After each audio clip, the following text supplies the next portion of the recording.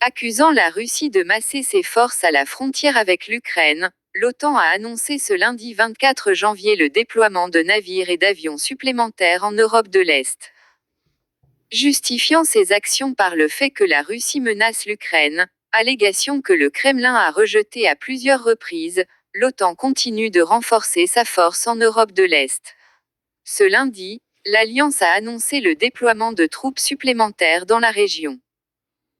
Les alliés de l'OTAN mettent leurs forces en état d'alerte et envoient des navires et des avions de combat supplémentaires en Europe de l'Est, renforçant la dissuasion et la défense alliée alors que la Russie poursuit son renforcement militaire en Ukraine et autour, indique un communiqué de l'Alliance.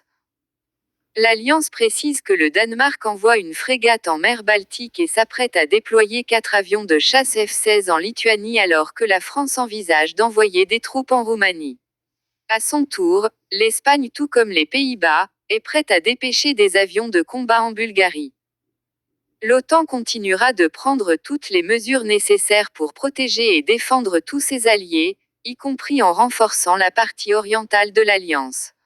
Nous répondrons toujours à toute détérioration de notre environnement de sécurité, notamment en renforçant notre défense collective, a souligné Jens Stoltenberg, cité par le document.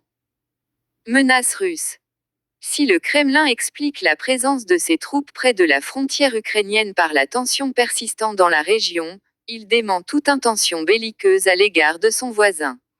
Dans le même temps, il insiste sur les garanties juridiques de non-élargissement de l'OTAN, en particulier à l'Ukraine. Récemment, Moscou a également dit s'attendre à ce que Washington et Kiev organisent des provocations à l'encontre de la Russie à l'approche des Jeux olympiques d'hiver de Pékin.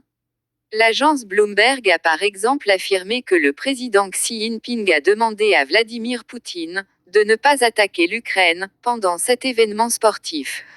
La diplomatie russe a dénoncé ces rapports qu'elle qualifie d'« opérations spéciales des services américains ».